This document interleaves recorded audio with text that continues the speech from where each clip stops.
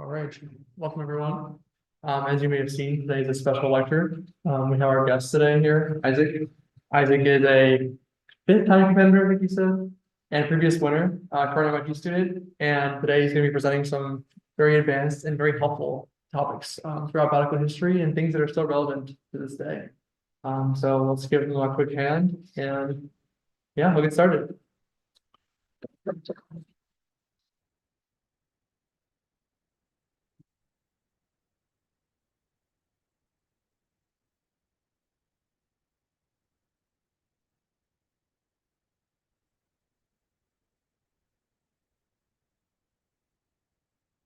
Hello, I'm Isaac. Um, Thank you so much to the devs for letting me give this lecture today on advanced Battlecode techniques. I'm going to be presenting a kind of compilation of many different tips and techniques and algorithms and things that I've accumulated over the years of competing in Battlecode. These are things that sometimes I use, sometimes other people use, and ideas that I've had, which are some of them are relevant to this year's game, and some of them are more relevant in general in Battlecode. So I'm going to be covering various topics. The description of this lecture covers everything from micro to macro and everything in between. So let's get started. Also, feel free to ask any questions to the YouTube chat or the Discord channel. Evan is reading them and will interrupt me with any questions if they're relevant. So great, let's begin. So one of the core components of Battlecode is pathfinding, and we've already had a lecture on pathfinding this year, but if I understand correctly, we've done greedy algorithms and bug nav so far. Sometimes in the Discord channel, people discuss BFS or some code gen techniques. Code gen stands for code generation, which is a bytecode optimization technique where if you already know the kinds of computations you are going to do in a pathfinding algorithm in advance, then you can unroll loops or write other pieces of code that write unrolled loops. And those things can run faster than code that has loops in it. To see what I mean, consider a situation where you would like to compute a breadth first search of a bunch of tiles in order to do pathfinding, kind of like this. And at first, you might search the node in the center and then nodes that are farther away and farther away in succession. Notice that not all of the arrows are drawn, so some of the potential paths that we're looking for are cut out, and we're unable to find like circular paths that go backwards, for example, or S-shaped paths. But for most cases, this should work. Most paths only go forward.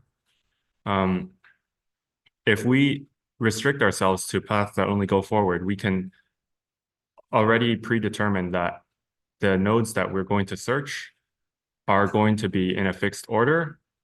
And so in a traditional BFS, there's going to be some sort of queue or a loop that runs over a lot of different nodes. But if we already know the order in which nodes will be run over, we can write a program that prints out all the code necessary to run the loop, but without a loop in it, because the loop takes up bytecode.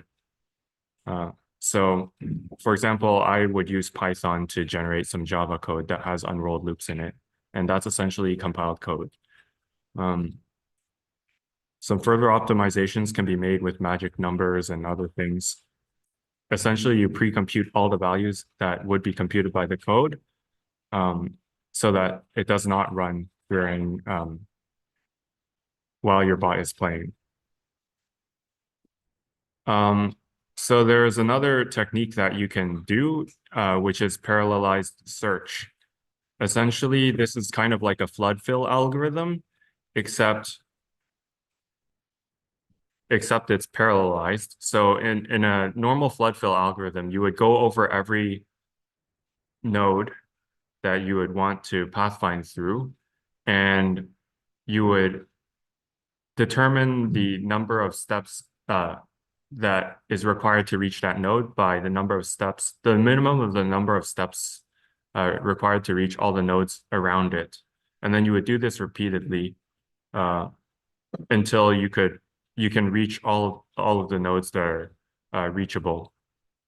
But whether or not a node is reachable or not is just a Boolean variable. So you have one Boolean variable for each node, and they come in a grid because this is Battlecode and it's on a grid. So you have a grid of Booleans, but what you can do, there's some trick that you can use to store a grid of Booleans in a long integer.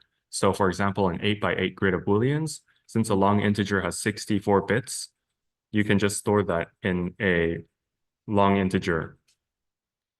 So there's various operations that you can do with grids of Booleans, such as bit masking, applying convolutions, and other kinds of operations. So the basic sequence of operations that's required to do flood fill algorithm is to do a Boolean convolution of a 3x1 kernel of ones. So essentially, this is just a 3x3 grid of ones. And instead of using addition, you're just going to use the OR operation. So usually convolution is done on real numbers, but for Booleans, you can replace the addition by the OR operation. And then you do a bit mask using the walls. And this gives you another Boolean map. And so this is a transfer from a map of which Booleans are reachable after n steps to a map of which tiles are reachable after n+1 steps. And so you take this basic sequence and you can repeat this a few times, and this will tell you which tiles are reachable after some number of steps that you search for. And this would be written by a code generation. But if you wanted this to be faster, you could store all of these Booleans in a long int, and the kernel convolution can be implemented with bit shifts and bitwise OR operations. The wall mask can be done with a bitwise AND operation, and this will produce a long int again. And these operations together takes far fewer bytecodes than the operations above. In order to find the actual path, you can backtrack through all of these reachability maps, all of these long ints, you store them, and then you would backtrack through them and just use greedy search when you're backtracking and figure out which direction you need to travel to in order to get to the final destination. We've already covered greedy in a previous lecture, so I'll just note that this is an algorithm where you just move to the adjacent tile that is closest to the target. There's a special trick in BugNav, which is that in BugNav, there's kind of a degree of freedom in which you can choose to turn left or right upon hitting a wall. And I think in the BugNav lecture, you guys don't specify which way you should turn. There isn't really a universal solution to this, but sometimes if you have obstacles, they touch the walls, which means that if you turn towards the wall, you're going to end up looping all the way around, and this is very inefficient. So a heuristic that I sometimes use is to always turn towards the center of the map if you hit a wall. So sometimes that can be useful. There's a few old pathfinding legends in the history of Battlecode, and these come from previous years when the rules have been different. There is a legend of bytecode pooling where in some number of years ago, a team decided that they wanted to do whole map wide pathfinding rather than just pathfinding within the vision radius, which is typical. The reason you can't do whole map pathfinding normally is because this requires too many bytecodes. And you also cannot see the whole map. So this makes it very difficult. But one team historically has decided to, or maybe multiple, but there's at least one team who has decided to use the communications to send all of the map information to extra robots that aren't doing anything, that have extra bytecode, and they would perform a piece of computation and put it all together through comms again in order to do whole map pathfinding. There are legends of string ops pathfinding. It turns out that the game engine does not really penalize strings very heavily in for certain string operations. And so things like find and replace sometimes aren't really bytecode penalized. And there is a legend of one team who has in the past wrote a complete pathfinding algorithm and compiled it all into string operations for really cheap bytecode cost. That probably should not be possible this year, right? The devs are laughing. Hopefully not, they say. There is still time till sprint 2. Maybe it'll turn up, maybe it won't. So if you have not heard of micro before, this is a concept from real-time strategy games, which refers to the micromanagement of how individual robots move and interact with the opponent team. It's the individual turn-by-turn choice of where to step and attack and collect on every turn, which direction to move at a small scale level. There are a few basic behaviors that you can implement, such as charging towards the opponent, fleeing the opponent, kiting the opponent. You can see that there is an attack radius that the opponent has, and kiting just refers to staying very close to the border of that radius, maybe weaving in and out, maybe staying just within or just without. There are deadlock/stalemate behaviors where whoever steps into the opponent's attack radius first loses. You can surround the opponent by circling just outside of the attack radius, and you can also block their physical movement by surrounding them so that they cannot step in any direction. So these are basic behaviors that you can put together to create more complicated formations and things. And there's a few core concepts that are central to micro, such as attackers and defenders advantage, which is whoever steps forward, are they going to win or lose the battle? A lot of micro is commonly done with heuristic value function maximization, in particular where you have 9 tiles to step towards and you want to determine the best one, and you can have a value function for each one, and you can maximize the value and then choose this step direction that maximizes that value. And it's up to you how to choose the value function. It's a heuristic, so it's imperfect, but it often works very well. And if you are clever about it, there's a chance that you can also expand the game tree to higher depth than 1 and do some sort of mini-max search in an approximate way to a depth of 2 or something like that. Though this is not very common. So one important concept to understand in micro is how the game engine works on a round-by-round basis. Usually we consider the fact that there's 2,000 rounds, and so if we misstep on one particular round, it doesn't really matter because the target is like 150 tiles away or something, and it doesn't matter if we're one step slow to it. But in micro, you're right in front of the opponent, and so every step matters, and if you slip up, there's a chance that that could lead to your defeat. So on a round-by-round basis, this is how the game engine works. There's something called a turn queue, which is a list of essentially all of the robots, and the engine will process the robots sequentially in this order. there's a 0th robot, 1st robot, 2nd robot, and so on. They don't all go at the same time. In fact, they go one at a time and change the map state sequentially. So if robot number 2 here performs some sort of action that changes the map, robot number 3 is going to see that change. And robot number 2 won't see the changes of robot number 3 until the next round. But they all get processed in this list, and the list is always in the same order at every round. It turns out that it is possible by comms using the communication array to determine the relative order of all of the robots in the list.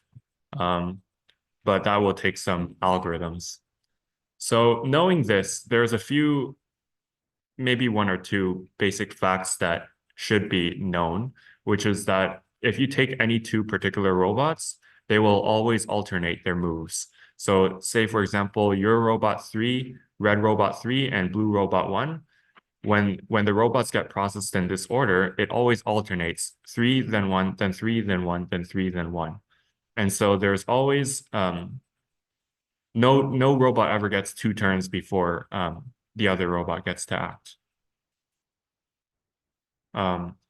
So that's how the turn queue works, and it should be taken into consideration whenever you're doing micro. So there's an old legend of called church lightning. I see the devs laughing.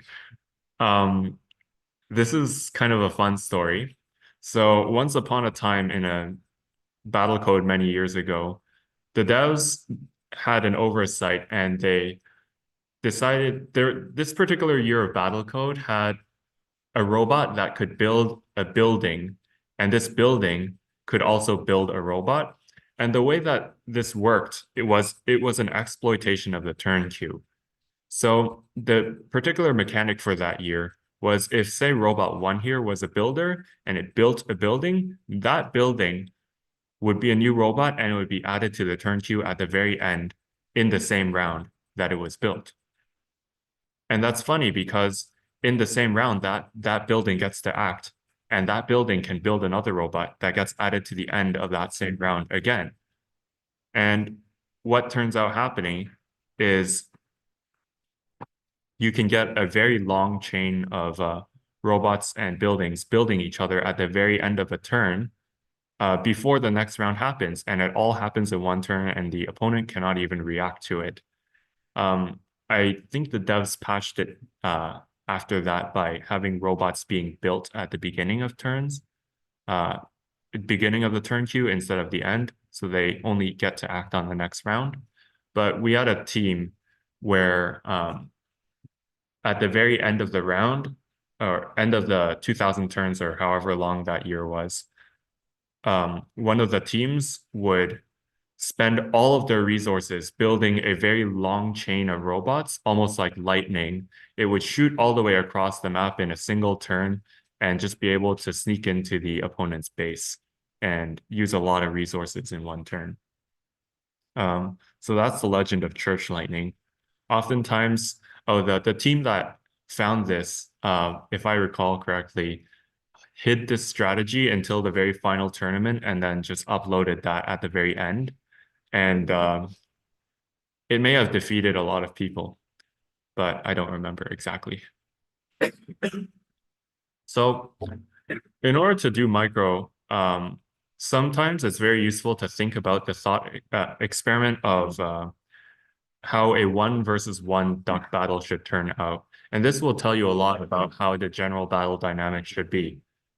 So depending on the particular game rules of the year, it's perhaps whichever duck approaches first is the one who will lose the battle and be sent to jail, and therefore no duck will approach. And in that situation,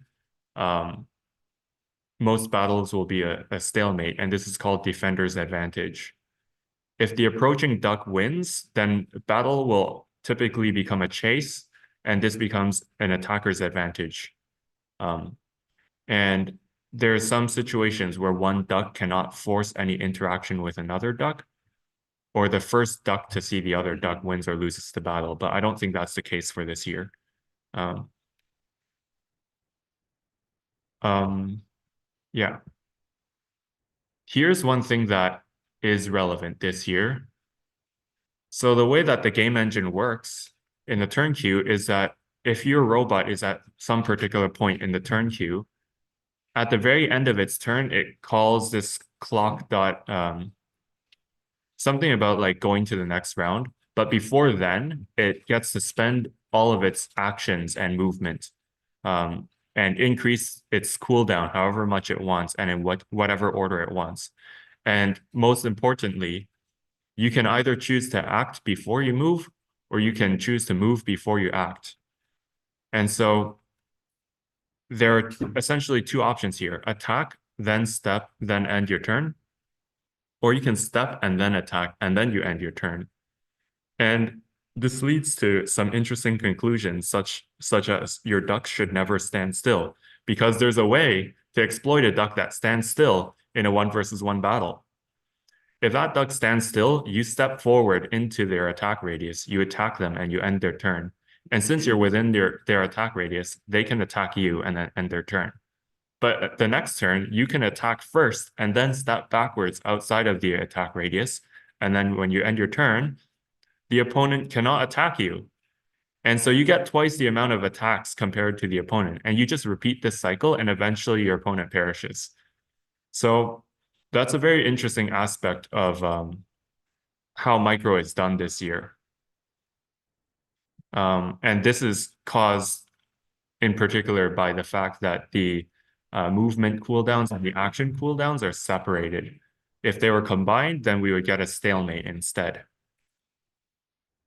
So there's a few tricks that are very common for building a heuristic function to perform your maximization procedure on.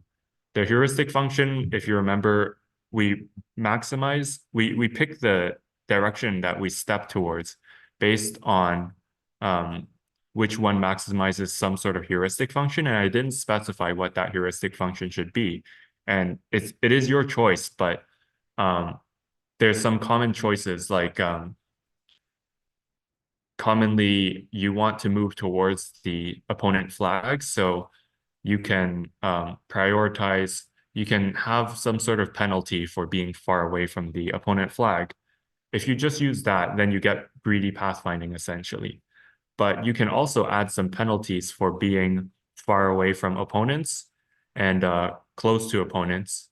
For example, if you set up this kind of value function, such as heavily penalizing distance to the closest enemy, but also penalizing with a smaller coefficient, the average distance to enemies, then you will prioritize getting as close as possible to one opponent duck, but you will avoid all the other opponent ducks.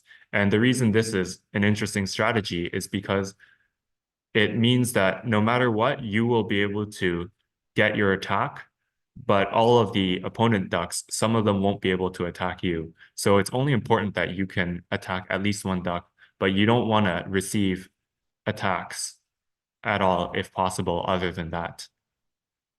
There are some other things you can do, such as use an if statement. If your duck is damaged, then maybe you have one value function that retreats to a healing duck, and otherwise you have a value function which approaches opponent ducks. There's a few examples of penalties that people sometimes use. Always try to attack an enemy. Cardinal movement direction is preferred over diagonal movement direction.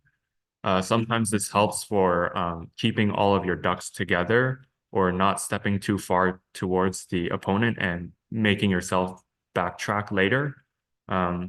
Not stepping on like too many explosive traps or something like that. Trying not to be attackable by opponent ducks, specifically if they cannot attack otherwise, which is something that I will often do. Trying not to be attackable after the opponent moves once. Remember that the opponent can attack in the same turn that they move by moving towards you first and then attacking. So remember that there was this 10,000 number over here. And that basically just says, please prioritize the distance to the closest enemy duck before trying to prioritize getting away from all the others to basically ensure that you have this enemy duck. But this coefficient 10,000 is something that you can tune, and it changes how much the priorities are weighed. And so there's a lot of tuning that you have to do whenever you construct one of these value functions to determine what the best set of coefficients is. And you can adjust the coefficients. A lot of people think that coefficients are fixed and do not consider changing them dynamically, but it is possible to, for example, change your coefficient based on map size, crumb count, round number, average duck level, distance to opponent flag, distance to own flag, and health, and etc. So, for example, you can have a coefficient that tunes the propensity for your ducks to retreat or attack. And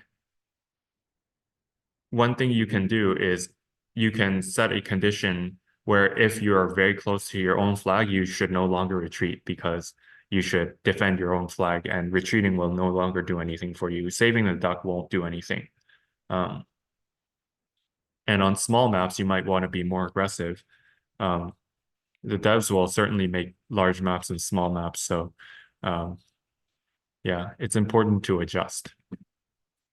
So here's something that I sometimes talk about. I'm not sure how common it is for other battle coders to think about this, but this is Lanchester's laws.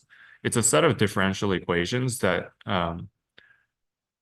that describe roughly the trajectory of a battle and who's going to win and by how much. It was developed, I think, in World War I or something as a basic model of battle dynamics. And there's a few assumptions that go into it. It's, for example, all ducks can attack all other ducks. Many ducks can, there are many ducks on both sides, much larger than one.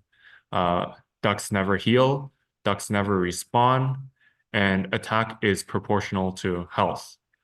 And under these assumptions, and perhaps I missed a few, these differential equations should roughly hold, where A is the size of one army of ducks and B is the size of another army of ducks, and T is the round number. And so as the rounds progress, the other army being larger means that they'll get more attacks off of you, which means that your army will shrink faster and vice versa. And there's some coefficients, and these are for things like upgrades and things. And under these battle dynamics, you can, if you solve the differential equations, you will find that let's imagine that there's a plot where you have one army size on one axis and the other army size on the other axis. And so the state of the battle can be roughly modeled by a point on this plot. And under these differential equations, the point should move along a hyperbola. And there's a conserved quantity, which is the difference of squares of the army sizes, with some coefficients to adjust for upgrades and things. And so the relevant quantity to measure the size of an army is something like total health, although it's not really exactly. And by understanding that the movement of the battle follows roughly a hyperbolic behavior, you can understand that battles are very sensitive to perturbation, especially if they're very large. So using the fact that the difference of the squares of army sizes remains roughly constant during battle, you can deduce things like in a 5 versus 4 battle, you should expect roughly 3 ducks to remain on the winning side. Whereas in a 25 versus 24, 7 will remain. And so it's not like one will always remain because there's one different, because the battle dynamics are, in a certain sense, kind of unstable. And any small deviation in the number of ducks on one side can cause a landslide victory as such. And yeah, this effect increases the more ducks you have. So that's useful for understanding why battles. We actually have 2 questions about that. Okay. So the first question says, how do the failed assumptions in Lanchester's laws for this year's game affect the laws? So like, for example, healing and this kind of thing. So a lot of healing. Healing is a very difficult question. The first thing that comes to mind is for failed assumptions here is this all ducks can attack all other ducks. Whenever the ducks reach a choke point and there's like maybe two of them fighting in a small gap, and then there's just a pile of them behind, this assumption fails because most of the ducks don't attack all the other ducks. In fact, most of the ducks cannot attack anything at all. And this results in the coefficients here, or the differential equation here being, instead of minus something that's proportional to b, it's just minus some constant. And over here as well, it's also just minus some constant. And so the battle dynamics will evolve according to a linear equation rather than a hyperbola, and you don't get this sensitivity effect. And it's a simpler model. As for healing, it's a bit more complicated because you now have the choice of you have two options essentially. You can either attack or you can heal, and modeling which one is better or worse isn't exactly trivial. But I think I recall, if you do the math for this year, there's something like, if your ducks, if you have more than like, if you outnumber their ducks by something like 45/16, you should be healing, and otherwise you should be attacking, something like that. And the reasoning is because if you outnumber them by that much, then you can pretty much always heal and never lose a duck because your healing rate is faster than their attack rate. And otherwise you should just attack. Other question. Do you have one? Somebody else asks, how relevant are Lanchester's laws compared to previous years, given vision/action radii being very different? I remember in prior years that the radii are similar enough that accurate counting is hard to do, but is it more relevant this year as a result of the radii? Clarification for micro precisions or whether or not to engage.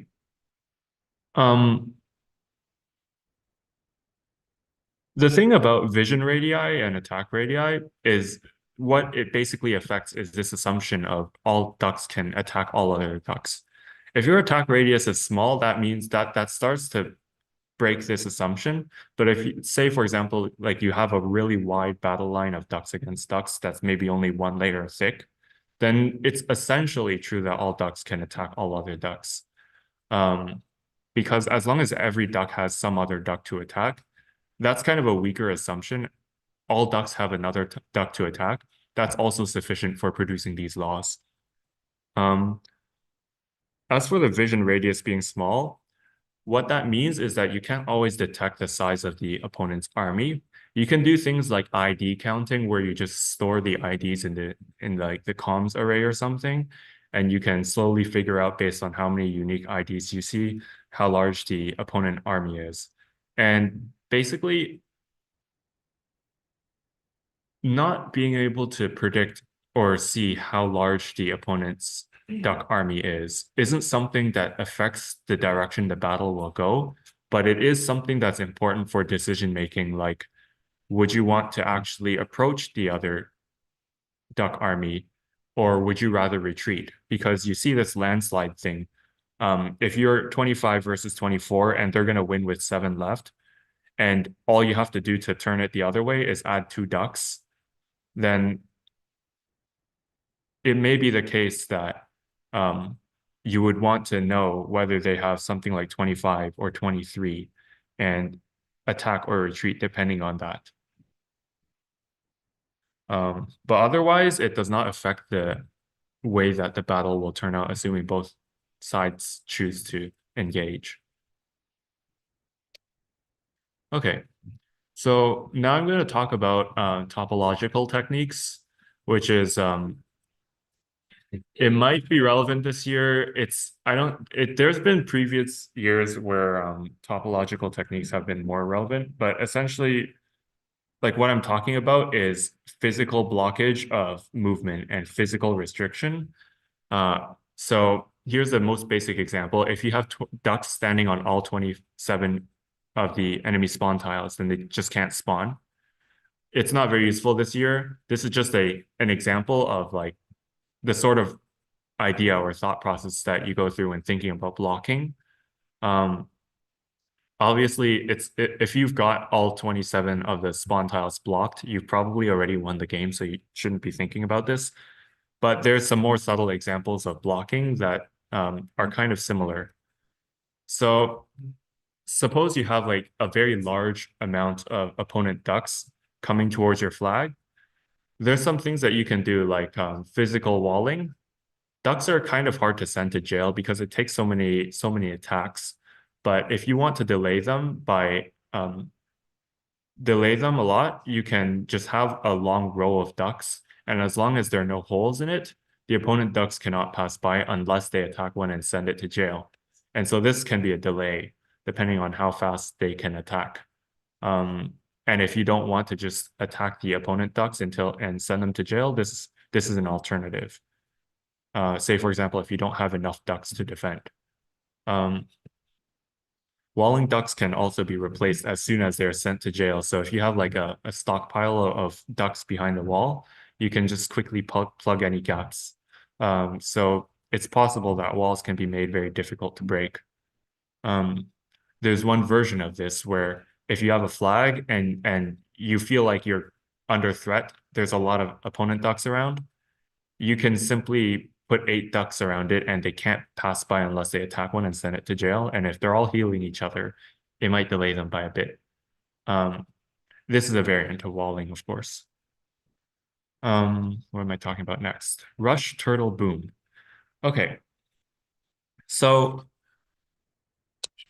this is kind of a conceptual thing that comes from the RTS game world, real-time strategy game world.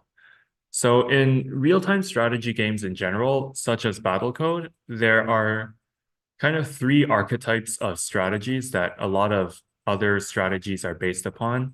This depends on the game. This depends on this depends on the game. But generally speaking, a lot of RTS players go by these kind of basic rules or understanding of a model of the game. And there are 3 strategies. They're called rush, turtle, and boom. And in the rush strategy, you quickly overthrow an enemy before they can accumulate resources. In a turtle, you accumulate resources, but you spend just enough on defense to fend off a rush. And in a boom strategy, you spend everything on accumulating resources, and you just acknowledge that if there's a rush, you're going to lose. But you accumulate resources so fast that in the long run, you're going to defeat any other opponent if you survived until then. This has a rock, paper, scissors kind of effect, where a rush will always defeat a boom. Well, often a boom will tend to defeat a turtle, and a turtle will tend to defeat a rush. And so these 3 archetypal strategies, you get to pick one and follow that, and it introduces a interesting mechanic where you don't just have a singular best strategy, because whichever strategy is the most common, you can pick another strategy which defeats it. So it makes everything very interesting. Rushes tend to work better on smaller maps because you can quickly run to the enemy, and the faster you can run to them, the faster you can overthrow them, and the less chance they have to accumulate resources. And it tends to be good with attackers' advantage as well, because this is fundamentally an attack-based technique. A turtle is essentially a defense-based technique where you're expecting a rush and you're just sitting there trying to fend it off while you accumulate resources with everything else that you have. And a boom tends to be good on a big map because you have more of a chance of accumulating a lot of resources before any opponent rush gets to you. So those are some basic concepts. It's important to understand what the resources are in your game. So I have my own definition of what counts as a resource in in any particular like year of Battlecode or any game. And it's a working definition that you can use to reason about how battles should turn out, why a certain team should win or lose. And my definition is anything that is hard to get if your opponent tries to stop you. And if you have more than your opponent, you're probably winning. So examples of this include quantities such as total health, territory size, explicitly defined resources like crumbs, upgrade levels, and number of robots that are not in jail.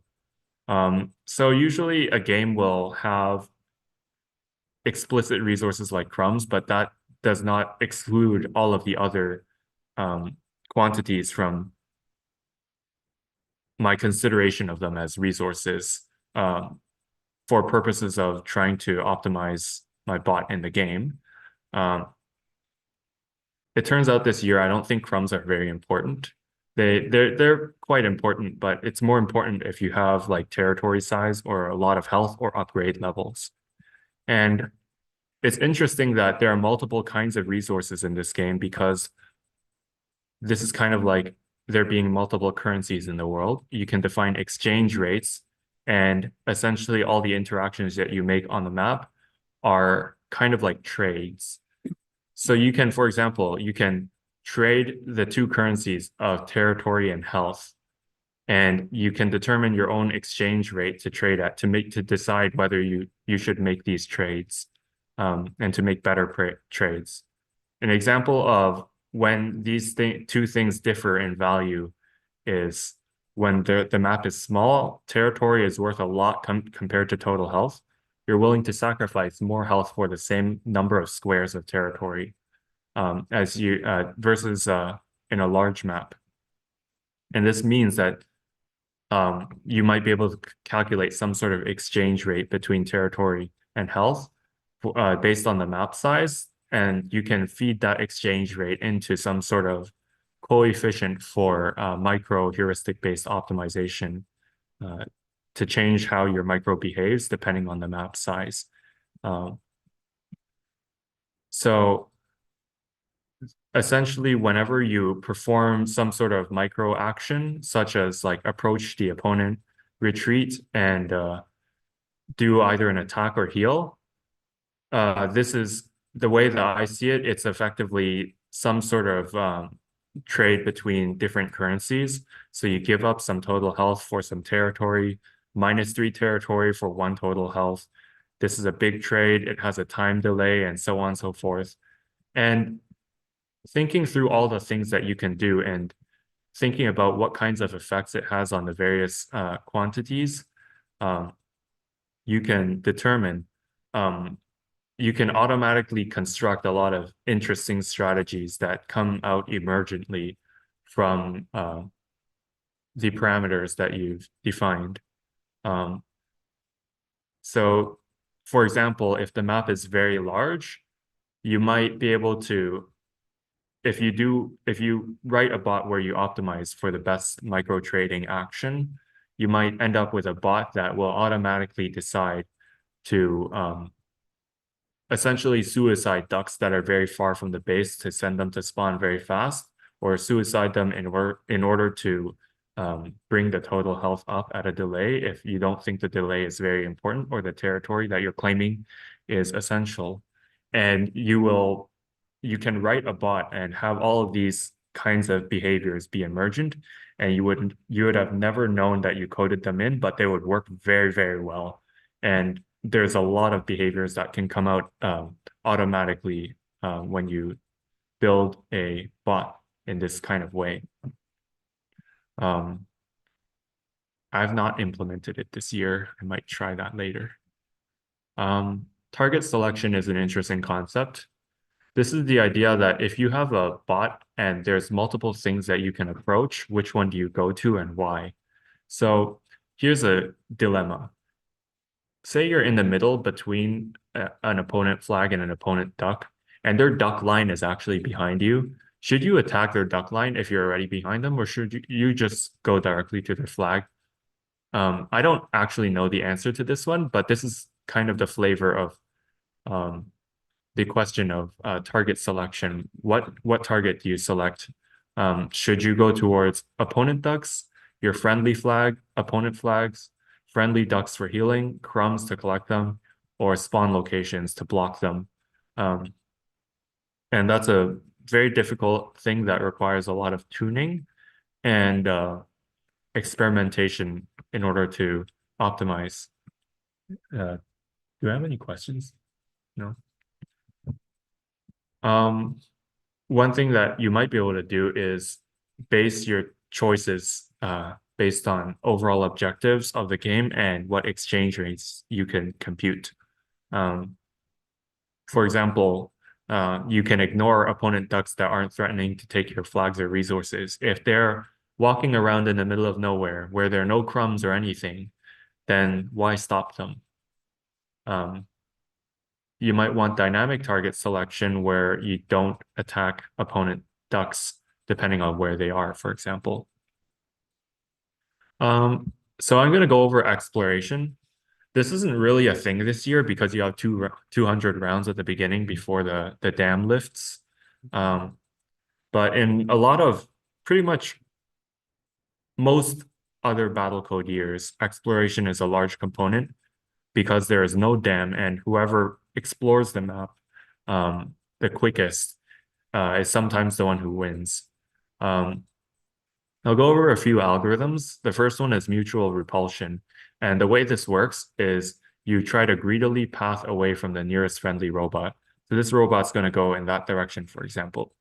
And the emergent behavior that you should expect upon implementing this for all the robots is that bulk quantities of robots should expand evenly to fill any space, kind of like gas molecules in a container.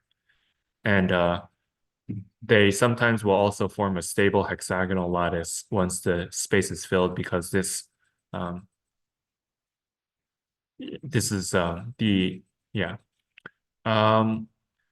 and there is also a possibility of adding a kind of momentum term to the exploration, which tries to, again, greedily path away from the nearest friendly robot, but you can also apply a penalty to try to travel in a straight line if possible. And what this will typically result in is faster exploration and just better behavior dealing with corners in a map. So robots, for example, may bounce off of hallway corners as they slowly change their momentum along the corner. And then there's another way that you can do pathfinding, which is by randomly picking locations on the map, pathfinding to them, and just repeating. And empirically, this sometimes will work faster than mutual repulsion since robots don't get stuck on corners. I personally have tried all of these strategies before, and this one is quite hard to beat, even though it's so simple. I'm going to talk about testing. How do I typically do testing in Battlecode? I will typically make maps that are purely for testing. Some competitors like to make maps that try to create or find bugs and test the most difficult situations that a robot could possibly be in order to try to get it to crash, putting like all of the spawn locations right next to each other, drawing a singular wall that separates two of these spawn locations from each other, and doing all sorts of weird things like this. Personally, one of the testing maps I tend to make every year in every year of Battlecode is a map that looks kind of like this, just kind of like an open area with essentially nothing on it. And the purpose of this is to test which micro is stronger, the bot on the left or the bot on the right. I will have two bots. One is a baseline version, and then one is micro. Perhaps it's some sort of coefficient adjustment that I want to test whether it'll work better or something like that. I will typically make another version and pit the two against each other, and they form this kind of battle line, and they slowly push each other. And depending on which algorithm is stronger, this line will tick to the left or the right, and based on that, I can determine which has a better micro and optimize it really far that way. I'll make disabled versions of my bots, such as, for example, this year, you can make versions of bots that don't build traps, that don't attack, that don't dig, in order to isolate the exact behavior that you're trying to compare. Because if there's traps introducing randomness in the measurement of whether the line moves left or right, that will hinder your development of the algorithm. Yeah. And so I'm going to finish off with a few miscellaneous things that tend to be important in Battlecode. Array lists tend to be really bytecode heavy. Personally, whenever I compete in Battlecode, I don't use array lists. I heard it's something like 50 bytecodes per like operation on them or something like that. It's like something crazy. So, well, I basically just never touch them. I will tend to make as a replacement just a finite length array, and then I'll have another variable that just stores the size of it.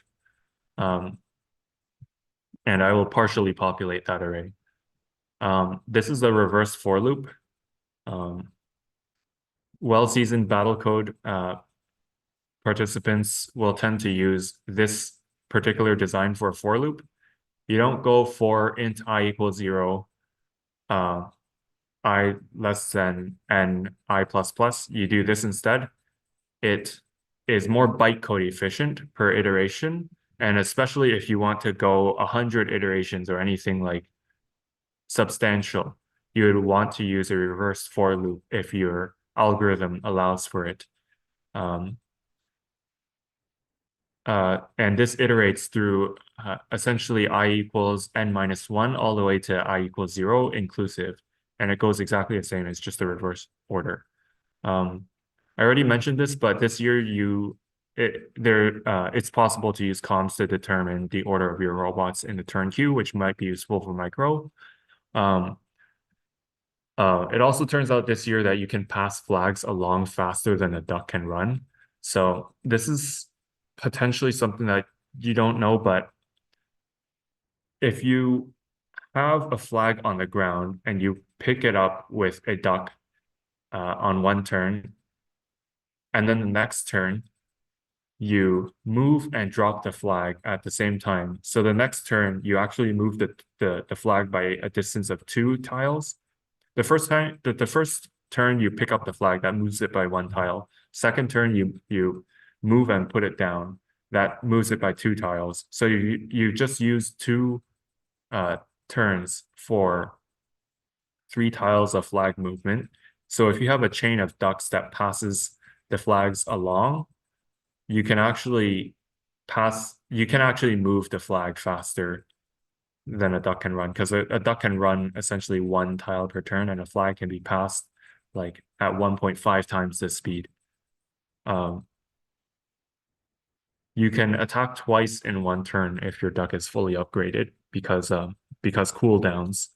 I think if you fully upgrade your duck, the cooldown for attack is less than 10, which allows you to attack twice in 1 turn, which can affect micro, but that's only if your duck gets fully upgraded. And my last point is, this is sometimes something that's fun to do. If you think you have a really strong strategy that nobody knows about, you can do what the Church Lightning team did and hide it till the very end, until the tournament deadline. And so that nobody learns that there's a trick that you're doing and can copy it from looking at your scrimmages with them.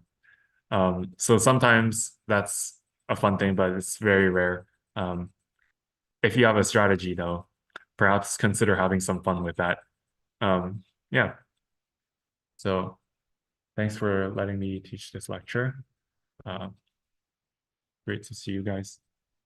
Here, one question Questions? from the chat. Yes. Thoughts on keeping the friendly flag in this one? The nice thing about friendly flags in the spawn zone is that you can respawn right there and just defend. It might be a consideration to just move the flag maybe 2 tiles back or something like that. But moving it very far, like I haven't tried this year, so I don't actually know. I've seen teams that will move it all the way to the corner of the map, for example. And whenever you reach there, it's much easier to take the flag because they don't have like ducks directly spawning right there. Um, I don't know which one is better.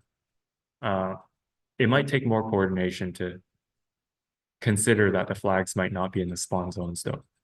I don't know. Maybe it's, yeah. I think that's completely up in the air. We have another question as well. What kinds of things are best to keep in communication, especially for micro, like how do you prioritize what goes in that year? Um, you have like 64 ints that you can store in the array. I feel like that's a lot. I don't know how people will typically use comms, but I usually just store some variable that I think I need across all the robots. I will store that in like one slot of that array.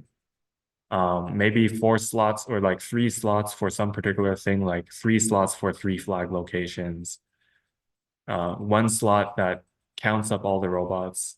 So it's like, for example, you can use the first slot. Every robot increments it by 1 on the first turn, and then they can read off their position in the turn queue from that on the first turn. So then now from then on, they know where they are in the turn queue. I don't really see what you should use most of the comms for. It's mostly for like global things that you cannot directly see, or like reports that you have to send across to other ducks or things. Um, of course, if you really want to have some fun with global pathfinding, you can use up all your ducks in jail. You can use up all their bytecode to do global pathfinding, but I don't know how important that is. Probably not very important, unless the devs are trolls and they make a maze map. They've done that before. Any questions in here?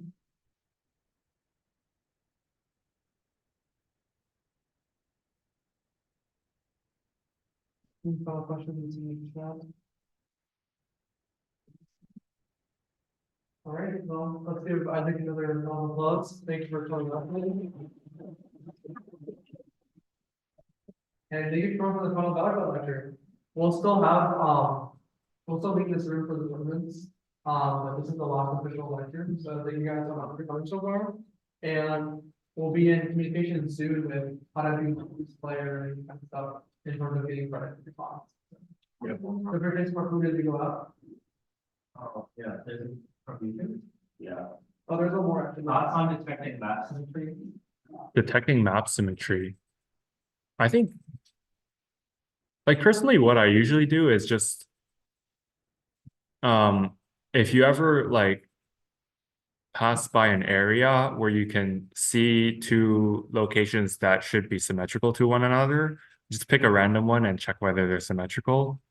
And I have like 3 slots in the comms where I just, they're Boolean values that say like, is horizontal symmetry possible? Is vertical symmetry possible? Is rotational symmetry possible? And then every time a robot passes by a location where they can like, if a robot goes to the center and sees that there's 2 opposing tiles that one is a wall and the other one isn't, according to rotational symmetry, then it's just going to set a bit to false in the comms that says it reports to all the other robots that rotational symmetry is not possible because of the walls are not symmetric. And usually it takes less than 200 turns to determine whether symmetry is, which way symmetry is, because a lot of maps aren't really very symmetric.